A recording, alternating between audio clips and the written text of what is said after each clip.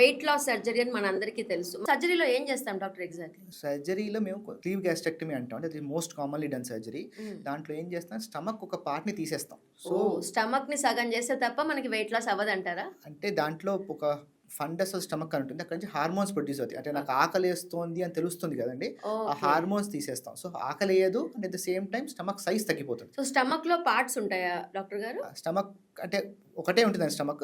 For us to study మేము stomach వేరే వేరే రకాలనుకుంటాం. ఫండస్ అంటాం, బాడీ అంటాం, హ్మ్.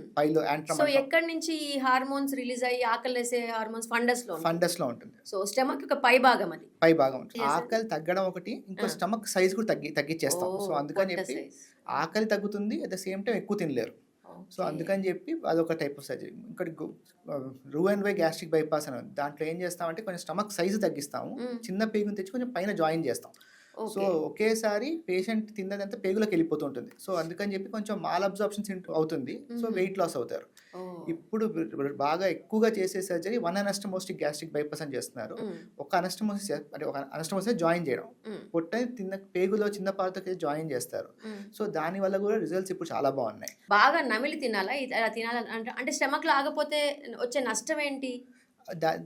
అది ఒక రీజన్ వెయిట్ లాస్ అవ్వడానికి మాల్ అబ్జార్ప్షన్ అవుతుంది. So, okay. ఇప్పుడు మనకి జనరల్‌గా థియరీ చెప్పాలి మళ్ళీ మాట్లాడితే. హ్మ్. ఏమంటారు, ఒక జనరల్‌గా ఒక పైలోరస్ అంటాం. That is the area where stomach holds the food.